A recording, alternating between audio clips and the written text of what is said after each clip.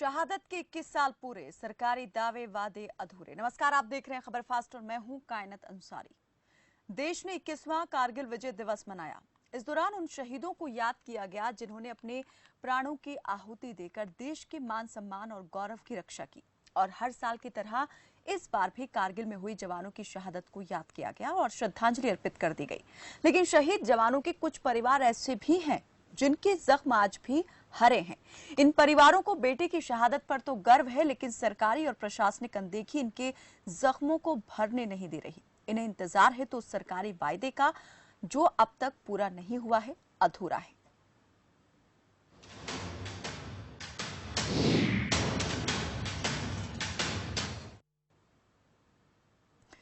कारगिल से लेकर अब तक कितने ही वीर सपूत देश की रक्षा करते हुए शहीद हो चुके हैं। भारत मां के ये बेटे तो अपना फर्ज निभाते हुए शहीद हो गए, अमर हो गए। लेकिन शहीदों के इन परिवारों के प्रति जो जिम्मेदारी सरकारों की थी, उसे कितना निभाया गया? बेटे की शहादत से मिले जख्म पर सरकारें क्या मरहम लगा पाई?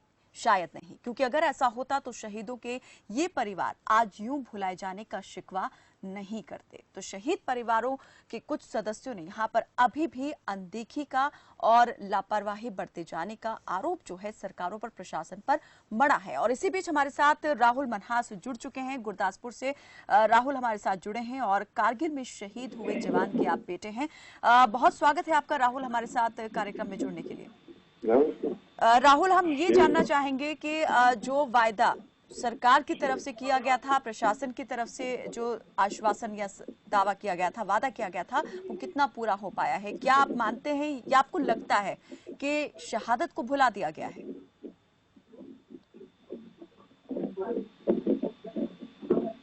राहुल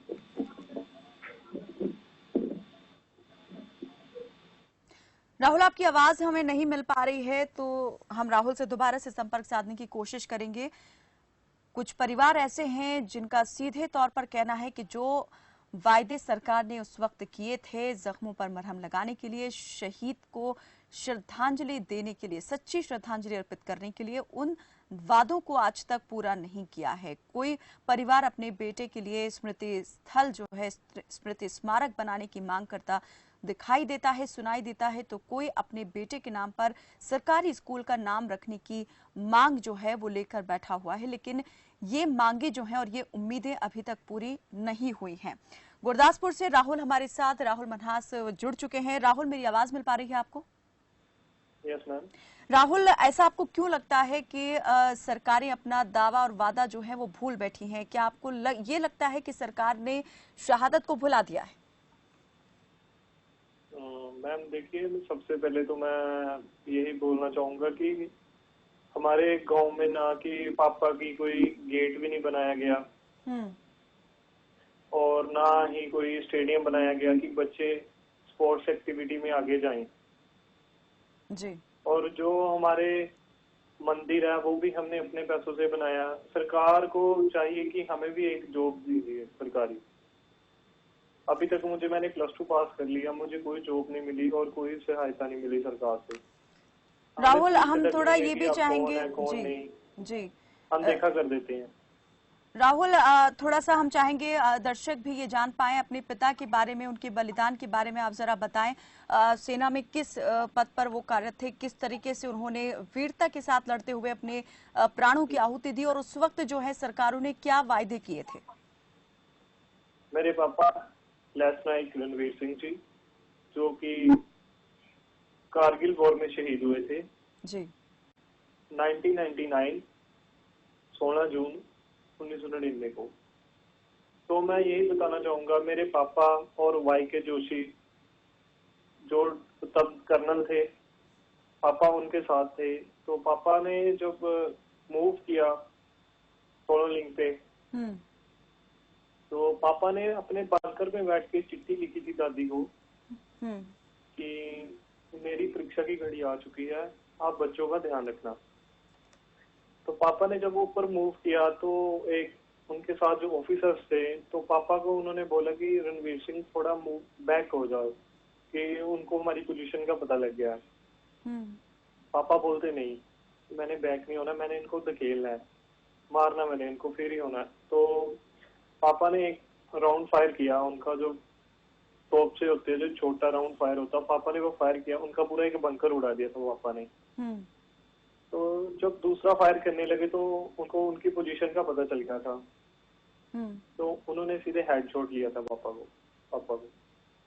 तो जब पापा शहीद हुए उसके 3 महीने बाद मेरा जन्म था। मतलब तो आपका जन्म भी नहीं हुआ था उस वक्त में जब आपके पिता शहीद हो गए थे? हाँ जी, उसके 3 महीने बाद मेरा जन्म हुआ था। तो उस टाइम सरकार थी जो वो सब कुछ बोलती थी कि बच्चों को जॉब्स देंगे, सब कुछ करेंगे, बट मैम अभी तक कुछ नहीं मिला हमें। आपके परिवार से ये वायदा जो है किया था सरकार ने, और क्या क्या वायदे उस वक्त में किए गए थे और कितने उनमें से पूरे कर दिए गए और कितने अभी अधूरे हैं? जैसा आपने कहा कि नौकरी का जो एक वायदा था वो तो पूरा नहीं हुआ। साथ में राहुल, मैं ये भी जानना चाहूंगी कि उस वक्त परिवार में कितने लोग थे, कौन कौन थे, और उस टाइम पर जो आज सांत्वना देने के लिए लोग आए थे, नेता आए थे, जनप्रतिनिधि आए थे, उनकी तरफ से क्या कुछ कहा गया था, क्या वायदे हुए थे? उस टाइम मैम जो मेरे विनोद खन्ना जी आए थे, और उस टाइम आए थे बादल सरकार आई थी जी। उन्होंने भी वादे किए थे, बहुत किए थे कि ऐसे करेंगे वैसे, सारे मतलब कि सारे पॉलिटिशियन आए थे, सब आए थे। वो बोलते थे कि हम प्ले ग्राउंड बनाएंगे बच्चों को खेलने के लिए, हम गेट बनाएंगे, हम बच्चों को पढ़ने के लिए आपके गांव में फैसिलिटीज देंगे कि आगे जाएं बच्चे स्पोर्ट्स में। बट मैम हमारे कोई भी किसी ने हेल्प नहीं की, और ऊपर से हमने अब खुद पैसे लगा के जो पापा का मंदिर है वो बनाया, और मूर्ति बनाई पापा की अपने पैसों से, ना कि हमें सरकार ने दी बना के। चलिए राहुल, बने रहिए। इस वक्त हमारे साथ में एक और जो है मेहमान जुड़े हैं, पवन कुमार हैं। आप सरसा से हैं और जो शहीद हुए थे कारगिल के युद्ध में उनके भतीजे हैं। पवन, बहुत स्वागत है आपका। सबसे पहले तो थोड़ा सा हमें ये बताएं कि जो आपके चाचा थे वो जब शहीद हुए थे तो परिवार की उस वक्त स्थिति क्या थी? जी पवन, लगता है हमारा संपर्क टूट गया है। कुछ हमारे साथ और मेहमान जुड़ चुके हैं। मुकेश त्यागी जुड़े हैं, बीजेपी के प्रवक्ता, और चंद्रमोहन शर्मा, कांग्रेस के नेता, हमारे साथ जुड़ चुके हैं। बहुत स्वागत है आप दोनों का ही। मुकेश त्यागी जी, सवाल सबसे पहले आपसे, क्योंकि हमारे साथ जो मेहमान गुरदासपुर से राहुल मन्हास जुड़े हैं, जो शहीद के बेटे हैं, उनका साफ तौर पर कहना है कि जब उनके पिता शहीद हुए तो राज्य में शियत की सरकार थी, श्रोमणी अकाली दल की सरकार थी, बीजेपी और गठबंधन की सरकार थी। वायदे कई सारे हुए थे लेकिन अभी तक पूरा एक भी नहीं हुआ है। आवाज में बड़ी रुकावट आ रही है। मुकेश जी, मेरी आवाज मिल पा रही है आपको? अभी थोड़ी बेहतर हुई है पर बहुत साफ कट कट के आ रही है। चलिए मुकेश जी, मैं फिर से अपना सवाल यहाँ पर दोहरा देती हूँ। जो हमारे साथ राहुल मन्हास जुड़े हैं, गुरदासपुर से हैं, उनका कहना है कि जब उनके पिता शहीद हुए उस वक्त सरकार ने बड़े बड़े वायदे किए थे, दावे किए थे, लेकिन आज तक वो वायदे पूरे नहीं हो पाए हैं। और जब कारगिल युद्ध हुआ था, विजय दिवस जिसका हम यहाँ पर जश्न भी मना रहे हैं, उस वक्त जो है राज्य में श्रोमणी अकाली दल की, बीजेपी की गठबंधन सरकार थी।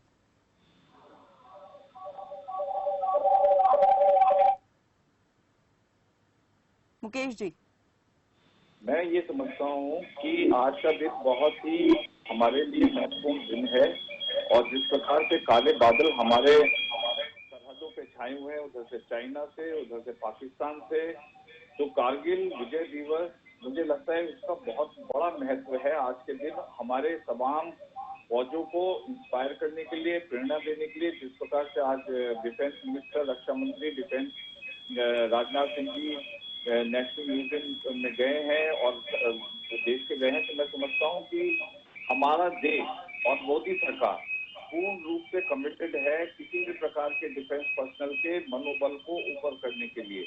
कहीं बादल सरकार की तरफ से कुताही हो गई हो या रह गया हो तो हम ये समझते हैं कि वो दुर्भाग्य है, और ऐसा नहीं होना चाहिए था, क्योंकि जहां तक संवेदना का प्रश्न है, मैं समझता हूँ कि मोदी सरकार जितनी संवेदनशील है, उन्होंने दिवाली, होली अपना हमेशा डिफेंस के साथ बनाई, ना कि उन्होंने कोई अवकाश सर दिया। बात वही हो रही है, आज का इतना महत्वपूर्ण दिन, वन रैंक वन पेंशन लेकिन उन परिवारों को ही अनदेखा कर दिया गया जिन्होंने अपने जिगर के टुकड़ों को खोया। किसी ने अपना पति, किसी ने बेटा, तो किसी ने अपने पिता को खोया।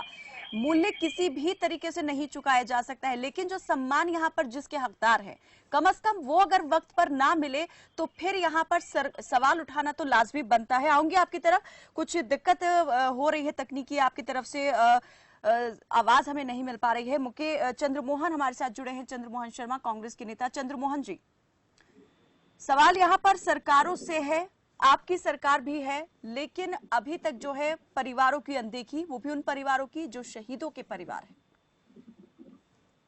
आवाज में रुक रुक के आ रही है, कहना आवाज क्लियर नहीं आ रही। चंद्रमोहन जी अभी सुन पा रहे हैं मुझे? हाँ बोलिए। जी चंद्रमोहन जी, सवाल यहाँ पर सरकारों पर सीधे तौर पर उठ रहा है कि कब तक यहाँ पर अनदेखी होती रहेगी शहीदों के परिवारों की। उनके जो परिजन आस और उम्मीद लगाकर बैठे हैं उन दावों की, उन वायदों के पूरा होने की, वो वायदे कब पूरा करेंगी सरकारें? देखिए, बिल्कुल ये जो आवाजें आ रही हैं ये बहुत दुर्भाग्यपूर्ण है। और क्योंकि एक फौजी जो देश के लिए अपने आप को समर्पण देता है और अपनी शहीदों के जान देता है, या वो पूरा जीवन फौज में लगाता है, उसका ईमान, उसका सिर्फ देश होता है।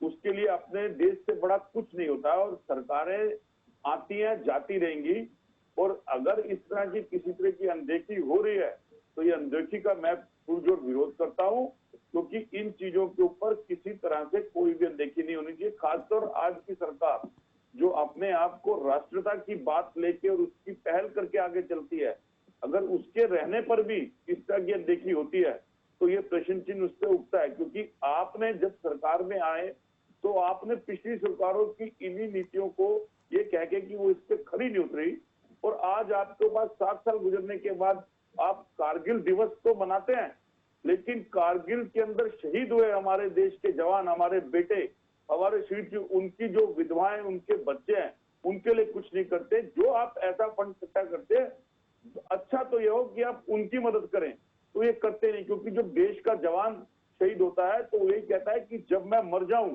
तो मेरे लहू से, मेरे माथे पे, मेरी पेशानी पे मेरे नाम नहीं, हिंदुस्तान लिख देना। उसका जज्बा अपने नाम के लिए नहीं होता, उसका लड़ना अपने हिंदुस्तान के लिए होता है। उसको न कांग्रेस से मतलब है, न बीजेपी से मतलब है, न किसी और पार्टी से मतलब है। उसका मजहब, उसका दीन, उसका तिरंगा होता है। तो ये बहुत दुर्भाग्यपूर्ण है, मैं विरोध करता हूँ, और मैं चाहूंगा कि सरकार उस पर ध्यान आकर्षित करके इस चीजों पर। चंद्रमोहन जी, हमारे साथ राहुल मनहास जुड़े हैं, गुरदासपुर से हैं, पंजाब के गुरदासपुर से। मैं राहुल से बात करना चाहूंगी और आप भी सुनिए जरा राहुल क्या कहते हैं। राहुल, जरा ये बताएं कि इन 21 सालों में आपने सरकार तक जो है ये बात कितनी बार पहुंचाई, कौन कौन सी सरकारों तक आपने अपनी जो मांग है वो सामने रखी उनके, और क्या जवाब मिला? मैम, पहली बात तो ये, मैंने हर सरकार से अपनी बात की कि सर हमारे गांव में ना गेट बना है, ना कोई बच्चों के लिए कोई फैसिलिटी बनी है, कोई स्पोर्ट्स में आगे जाना चाहे वो, कोई स्टेडियम भी नहीं है मैम, ना गेट है, निशानी नहीं दी हुई कोई गांव को कि इस गांव में कोई शहीद हुआ था। और जो भी सरकार के पास जाएं वो यही बोल देते हैं सारे कि करेंगे कुछ, बट करते कुछ नहीं है मैम। कई सालों से यही सुनते आ रहे हैं हम।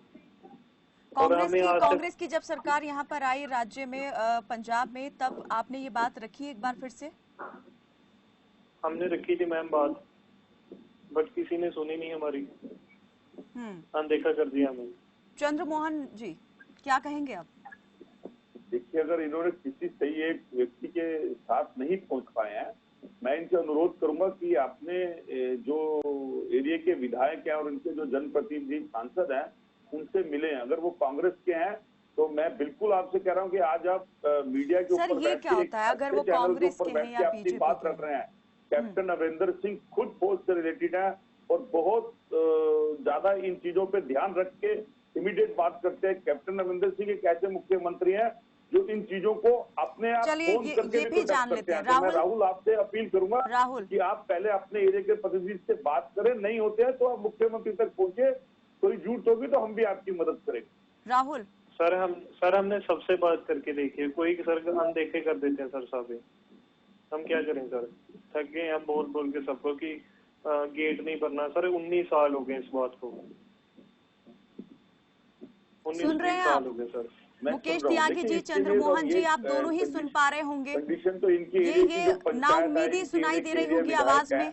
तो जब तक उनसे इस बारे में बात नहीं होगी, पता नहीं चलेगा, तब तक तो कोई तर्क नहीं दिया जा सकता, क्योंकि एक पक्ष की बात है आगे। अब ये कहां तक इन्होंने किसको अप्रोच करा है, ये तो राहुल जब कहीं चंद्रमोहन जी, परिवार तो के एक भी सदस्य को सरकारी नौकरी तक जो है वो नहीं दी गई, जबकि वायदा भी किया गया था।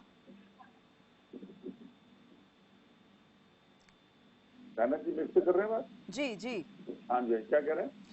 परिवार के किसी एक सदस्य को सरकारी नौकरी देने का वादा भी हुआ था, वो भी वादा अभी तक पूरा नहीं हुआ है। तो उसके लिए इनको जाना पड़ेगा ना, कहाँ गए हैं, किससे मिले हैं। राहुल जरा बता दें कहाँ पर आपने किस किस दर पर गुहार लगाई और क्या जवाब मिला, कैसा जवाब मिला? तो पंजाब के अंदर कैप्टन अमरिंदर सिंह मुख्यमंत्री हैं, आप उनसे मिलिए, हमारे प्रदेश अध्यक्ष से मिलिए। अगर आपके उस बेल्ट के अंदर हमारे कोई प्रतिनिधि एमएलए हैं तो आप उनसे मिलिए, मिलने के बाद आपको मदद मिलेगी। अभी आपने चैनल में बात करी है, तो ये नहीं कि आपने किसी चीज को बैठे और हम आपसे बात कर रहे हैं तो अधूरी बात कर रहे हैं। लेकिन अब जब तक एक बात को कह के उस पर डिसीजन नहीं काना जी हो सकता कि उनकी बात का ऐसे कह के डिसीजन हो जाएगा, क्योंकि वो एकदम हाथ में तो है नहीं कि जाएंगे मिल जाएंगे। अब उसका क्या उस पर सिस्टम बनना है क्या, वो तो जनप्रतिनिधि के कोई पहुंच के बात होगी। अगर पहल हुई नहीं है तो दोबारा कोशिश करिए राहुल आप। राहुल जरा बता दें, अंतिम बार ये कब आपने प्रयास किया था अपनी बात को पहुंचाने का सियासी गलियारों तक और अधिकारियों तक, और क्या जवाब मिला? जैसा यहाँ पर कांग्रेस के प्रवक्ता कह रहे हैं चंद्रमोहन जी कि किसी जनप्रतिनिधि से मिलिए, विधायक से या सांसद से, क्या इससे पहले मुलाकात हुई? मैं वही बात करना चाहूंगा। अभी मैं अपने गुरदासपुर की बात करना चाहूंगा, अपने गाँव कानूवाल की। वहाँ पे एक फंक्शन हुआ था कांग्रेस पार्टी का, वहाँ पे सुनील जाखड़ जी आए थे और साथ में हमारे एमएलए थे, मेरे को नाम शायद नहीं पता, हम तो दीवानगर आ गए। बट उनको मैंने बोला था कि हमारे गांव में गेट नहीं बना और कुछ नहीं बना, ना कोई स्टेडियम बना हुआ। बट उन्होंने भी बोला कि ठीक है करते हैं कुछ, बट उसका कोई रिस्पॉन्स नहीं आया मैम। मुकेश त्यागी जी, इतने लंबे अरसे तक जो है यहाँ पर पंजाब में बीजेपी और बादल सरकार ने मिलकर के सरकार चलाई, लेकिन इसके बावजूद एक परिवार यहाँ पर शहीद का ऐसा भी है जो लगातार सरकार के दर पर अपनी मांग लेकर पहुंचता रहा, अनदेखी होती रही। ना तो प्रवेश द्वार गांव का शहीद के नाम पर बनवाया गया जिसके लिए कहा गया था, ना ही कोई खेल स्टेडियम जिसका वायदा किया गया था कि शहीद के नाम पर बनवाया जाएगा, और ना ही परिवार के किसी सदस्य को सरकारी नौकरी दी गई। हम उन शहीदों की ही याद में ये विजय दिवस मना रहे हैं, लेकिन वही शहीद परिवार जो है आज किस दर्द में, दुख में जी रहे हैं। सरकारों से सिर्फ और सिर्फ आश्वासन मिले, कुछ नहीं मिला अभी तक। देखिए, मेरी सहानुभूति पूर्ण रूप से राहुल के साथ है, और जिस प्रकार के कांग्रेस प्रवक्ता ने कहा है कि अगर हमारी तरफ से कोई कमी रह गई है तो हम उसके लिए बिल्कुल क्षमा याचना चाहते हैं, क्योंकि हम जो मार्टिर्स और शहीदों के लिए जिनकी शहादत हुई है देश की रखवाली में, हम उनके प्रति पूर्ण रूप से सहानुभूति रखते हैं। और खाली सहानुभूति नहीं रखते, हम ठोस कार्यक्रम भी करते हैं। अगर आपने देखा होगा कि 1 रैंक 1 पेंशन का जो इशू था वो कितने सालों से अटका रहा था, वो मोदी सरकार ने आकर के उसको दुरुस्त किया और इतने बड़े विवाद को खत्म किया। इसके अलावा शहीदों के बहुत से बच्चों को, परिवार को और उनकी जो विधवा थी उनको नौकरियों का भी किया गया।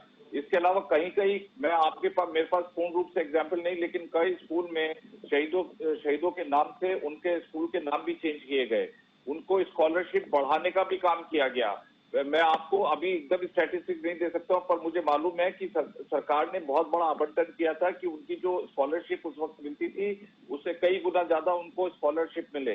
तो एक संवेदनशील जो मोदी सरकार है, मैं पहले ही बोल चुका हूं कि जिस प्रकार से उनका हृदय, अगर कहीं पर कोई कुताही हुई है और कहीं कोई चूक हुई है तो हम पूर्ण रूप से तत्पर हैं उनका हाथ पकड़ के, उनको अगर नहीं मिला है तो आपके माध्यम से हमारे तक आप वो उनकी पिटीशन पहुंचाइए, क्योंकि अभी मैं एग्जैक्टली इनका पूरा केस नहीं जानता हूं, ना मैं उस समय बादल सरकार के समय मुझे जानकारी थी क्या नहीं किया है। पर बीजेपी की जो नियत और नीति है डिफेंस के लिए, मैं समझता हूँ वहां पर डाउट करने की कहीं कोई आवश्यकता नहीं है। प्रधानमंत्री मोदी से लेकर रक्षा मंत्री से लेकर के मुकेश जी, लेकिन आप ये तो मानेंगे ना कि उस वक्त जो केंद्र में सरकार थी तब से लेकर अब तक जो है केंद्र से लेकर राज्य सरकारों के स्तर तक किस तरह से अनदेखी हुई है, अनसुनी की गई है बातें और पूरी तरीके से भुला दिया गया उस शहादत को। हम तो यहाँ पर यही कहेंगे राहुल की बात को सुन करके, अगर वाकई में याद रखा गया होता तो परिवार भी याद होते उन शहीदों के और उनसे किए हुए वायदे भी याद होते सरकारों को। नहीं, मैं बिल्कुल मानता हूं कि और रखने भी चाहिए, लेकिन हम लोगों ने जिस तरह से आर्मी वेलफेयर जो उनका एक ऑर्गेनाइजेशन है उसके अंदर रिक्रूटमेंट को लेकर के कि आर्मी के जो एक्स पर्सनल है उनको रिक्रूटमेंट में प्राथमिकता देनी चाहिए। प्राइवेट सेक्टर को लिखित रूप से लिखा गया है कि उनको हर जो भी सिक्योरिटी की संबंध है उनको एम्प्लॉयमेंट मिलना चाहिए, उनके बच्चों को एम्प्लॉयमेंट मिलना चाहिए। मैं ये समझता हूँ कि हो सकता है कि कहीं पर कमी रह गई हो। राहुल जी का हम पूरा स्वागत करेंगे और राहुल जी के लिए पूरा हमारा उनके लिए सम्मान और उनका समर्पण रहेगा। उनके पिता की शहादत को हो सकता है 21 साल हो गए, ये हमारी चूक है और अगर मुझे इसके बारे में पूरी स्पष्टीकरण नहीं है, परंतु मैं आपको ये आश्वासन देता हूँ आपके माध्यम से कायनात जी, आपके चैनल के माध्यम से आपने बहुत अच्छा कार्यक्रम की शुरुआत की आज कारगिल विजय दिवस के दिन। अगर कहीं पर रह गई आप एक लिस्ट बनाइए, हमें भिजवाइए। हम जितनी सरकार है, अब कांग्रेस के भी प्रवक्ता है, क्योंकि ये कोई सियासी मामला नहीं है। सर बिल्कुल, हमारा भी मकसद यहाँ पर सिर्फ शोर बर्पा करना नहीं है। हम खुद चाहते हैं कि ये जो तस्वीर है ये बदलनी चाहिए। यहाँ पर जो हालात, जिन हालात से गुजर रहे हैं वो शहीदों के परिवार, उनके हालातों में सुधार होना चाहिए। आपने रोजगार की यहाँ पर बात की, एम्प्लॉयमेंट की बात की। राहुल, मैं आपसे ये जानना चाहूंगी कि जिस तरीके से यहाँ पर अभी बीजेपी प्रवक्ता ने कहा कि मोदी सरकार बहुत ज्यादा संवेदनशील है इन सभी चीजों को लेकर के और परिवार जो हैं शहीदों के परिवार, उनके लिए, उनके वेलफेयर के लिए बहुत सारी योजनाएं लेकर भी आई है सरकार, तो अभी तक आपने कितनी उनमें से स्कीम्स का फायदा उठाया है? परिवार को कितनी योजनाओं से लाभ मिला है अभी तक? मैम सही बताया जाए तो हमें अभी तक कुछ नहीं मिला। रोजगार, नौकरी के लिए आपने कहाँ ट्राई किया? कभी आर्मी में जाने के लिए आपने सोचा या लगाया रेफरेंस? मैम हम यही चाहते हैं कि हमें सरकारी जॉब मिल जाए, पर मिले यही। बट कोई हमें रास्ता ही नहीं बताता कि कहाँ जाएं, कहाँ नहीं, किससे लें जॉब, कैसे लें, या पंजाब पुलिस में मिले। मैं भी चाहता हूँ कि पापा की तरह देश की सेवा करना चाहता हूँ मैं। राहुल बने रहिए। किसी ने हमारा हाथ ही नहीं पकड़ा, ना हेल्प किया मैम जी। मुकेश जी और चंद्रमोहन जी, आप दोनों ही सुन रहे होंगे बात। और कि इन्होंने किसको अप्रोच किया, क्योंकि बहुत सी सरकारी नौकरियों में डिफेंस पर्सनल के लिए आरक्षण की व्यवस्था भी होती है कि डिफेंस पर्सनल को प्राथमिकता दी जाएगी। इन्होंने क्या, मैं इन पे कोई टीका टिप्पणी नहीं कर रहा हूँ, बस मैं अपनी जानकारी चलिए नहीं, आप पूछ लीजिए, आप पूछ सकते हैं राहुल जी। इन्होंने कौन सी प्रक्रिया का फॉलो किया, किस प्रकार से इन्होंने किसको पहले कहा, किसको आवेदन दिया, और उस आवेदन के बाद कोई सुनवाई नहीं हुई तो कुछ एक विशेष एक छोटी सी अपनी पिटीशन बना लें कि मैं इस आदमी के पास इस तारीख को गया था, मैंने उनसे अपने शहीद का। लेकिन थोड़ी बहुत सरकार में ब्यूरोक्रेसी होती है, मैं मानता हूँ, और उसकी वजह से नुकसान ऐसे बच्चों को होता है जो बच्चे बेचारे नहीं, उनको गाइडेंस मिलती, मार्गदर्शन नहीं मिलता। तो लेकिन उन्होंने कुछ तो प्रश्न किए होंगे, उस प्रश्न की एक छोटी सी कहानी तो बताएं कि कहाँ गए, किससे मिले और क्या हुआ। उसके बाद राहुल जरा जल्दी से एक बार हम चाहेंगे बता दें आप। भले ही हम ये तो नहीं कह सकते हैं कि पूरी जानकारी आप इतने कम वक्त में दे पाएंगे, लेकिन शॉर्ट में अगर आप जल्दी समझा सके तो बता सके तो। हाँ सर, मैंने अभी भी +2 किया है। 1 साल पहले। तो मेरे अभी जॉब का टाइम है, अभी मैंने अप्लाईज किए थे गवर्नमेंट जॉब के, और उसके बाद लग गया लॉकडाउन। और सर हमें कोई गाइडेंस दे कि यहाँ जाएं वहाँ जाएं। हम आर्मी के अलावा कहीं नहीं जा सकते सर। हम चाहते हैं कि हमें यहाँ भी गवर्नमेंट जॉब्स की सुविधा मिले। नहीं देखिए, वही मैं कह रहा हूँ कि अभी इनका अभी लॉकडाउन लग गया है, अभी ये प्रयत्न करें और कहीं कोई जरूरत है तो हम लोग इनको पूरी मदद करने के लिए तैयार हैं, क्योंकि अभी तो इन्होंने 12th ही पास किया है शायद आपने, अभी तो आपकी नौकरी की आपकी एज शुरू हुई है।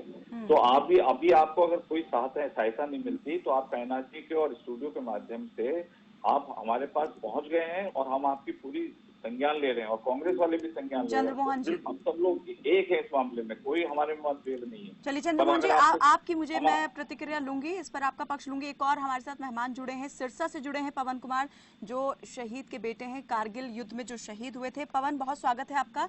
और मैं आपसे ये जानना चाहूंगी जी पवन, हम आपसे ये जानना चाहेंगे कि जब आपके चाचा शहीद हुए उस वक्त क्या वायदे हुए थे सरकार की तरफ से और क्या वो पूरे हो पाए हैं? सरकार की तरफ से जी वादे ये हुए थे कि एक तो शहीद के परिवार को नौकरी और एक गैस एजेंसी, और गैस एजेंसी भी दे दी गई है और नौकरी भी पापा जी को मिल गई है। और उस शहीदी स्मारक बनाने के लिए स्टेडियम के लिए मंजूरी दी थी, वो अभी पूरी नहीं हो पाई है। 4 एकड़ जगह दी थी, अब वो 150 बाई 150 एकड़ की, मतलब 1.25 एकड़ की जो जमीन है उसके ऊपर वो पार्क बनाया गया है, सरपंच ने बनाया है। और जो वहाँ मूर्ति लगी है वो हमने खुद ने लगाई है, उस पे जितना भी खर्चा है वो हमने सारा खुद लगाया है। और पार्किंग की जो 4 दीवारी है उस पे स्टील ग्रिल की स्टील लगी हुई है, वो सरपंच ने करवाई है और किसी ने, सरकार ने कुछ नहीं करवाया। जो एक तो स्कूल की मांग की थी, जो मतलब मिडिल क्लास तक है और +2 10th और +2 तक होना चाहिए था, वो भी नहीं हो पाया है। और जो शहीद किशन कुमार के नाम से राजकीय माध्यमिक विद्यालय, वो गांव में तो नाम लिखा हुआ है पर लेकिन जो ओरिजिनल जो सरकारी कागज है उसके अंदर नाम नहीं है, तो उसके अंदर भी नाम करवाया जाए। और ये एक स्कूल है जो 10th +2 तक बना दिया जाए जी। और एक जो वादा किया था शहीद किशन कुमार की जो अंतिम संस्कार किया गया था, वहाँ से लेकर घर तक पक्की सड़क बने, वो भी नहीं बनाई गई है अभी। चलिए मुकेश त्यागी जी, चंद्रमोहन जी, जल्दी से सुना आपने, जो वायदे हुए थे कितने पूरे हुए और अभी तक कितने अधूरे हैं जिनको पूरा होने की राह देख रहा है परिवार? कब होंगे ये पूरे, कैसे होंगे पूरे, कौन करेगा पूरा? देखिए, इनके अभी हम दोनों पार्टियों के व्यक्ति आपके पास बैठे हैं, दोनों ने सुनी है और दूसरे औरों ने बोला है कि हमारे कुछ वादे हुए, अभी हमको उससे नहीं करते कि क्यों इनकी सरकारों ने करे हैं। कुछ वादों के होने के बाद और जिसके नहीं हुए हैं उनको जिस जगह के ऊपर, क्योंकि ये विषय राजनीति का नहीं है इसीलिए हम राजनीति की बात नहीं कर रहे, देश में जिसकी जो राज्य की सरकारें हैं वो उनकी, सर हम वही बात कर रहे हैं, प्राथमिकता देना तो ऐसे विषयों को बिल्कुल यहाँ पर पूरी जिम्मेदारी होती है ना राज्य सरकारों की, जिनकी सरकारें आती हैं प्रदेश के अंदर।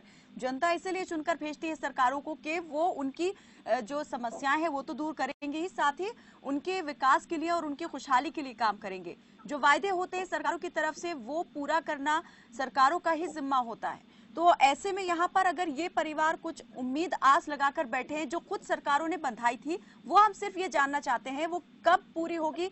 21 साल का अरसा तो बीत चुका है। जल्दी से अंतिम प्रतिक्रिया यहाँ पर। देखिए अभी राहुल जी ने खुद ही बताया कि अभी वो तक नाबालिग थे, अब वो अप्लाई करेंगे, अब कोविड आ गया है। तो अगर ऐसे आपके पास कुछ केसेस आते हैं, हम उनका स्वागत करते हैं, आप हमें उनको भिजवाइए और हम उसको जो है। राहुल ने कहा कि कोई गाइडेंस नहीं है, मार्गदर्शन थोड़ा सा आप कर देंगे तो बहुत हेल्प हो जाएगी उनको। राहुल आप सुनते रहिए जी।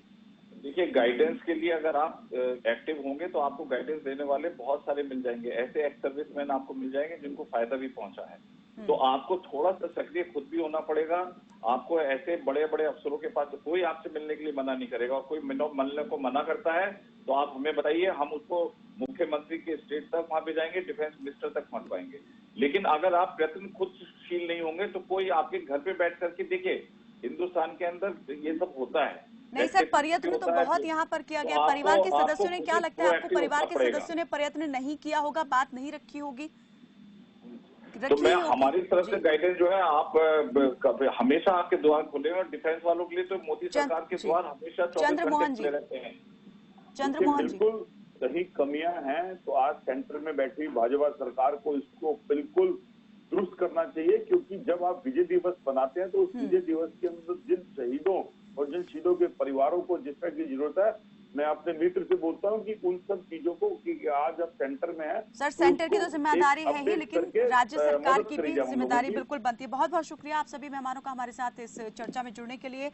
मुकेश जी और चंद्रमोहन जी, पवन और राहुल हमारे साथ जुड़े, आपका भी बहुत धन्यवाद हमारे साथ इस बातचीत में जुड़ने के लिए। तो सरकार कारगिल युद्ध की जीत के 21 साल पूरे होने का जश्न मना रही है, लेकिन इस जश्न के पीछे घना अंधेरा छाया है। इसमें सिसकियां शामिल हैं उन परिवारों की जिन्होंने उस युद्ध में अपने जिगर के टुकड़ों को कुर्बान कर दिया। अब सरकारों की उपेक्षा के चलते वो गुमनामी का जीवन व्यतीत कर रहे हैं। उम्मीद करते हैं कि आज इस कार्यक्रम के माध्यम से सरकारें और प्रशासन जरूर जागेंगे और उन परिवारों की सुध लेंगे जो अभी तक जो है उम्मीद लगाकर बैठे हैं उन वादों के पूरा होने की जो कभी सरकारों ने उनसे किए थे। फिलहाल के लिए मेरे साथ बस इतना ही। आप देखते रहिए खबर फास्ट। नमस्कार।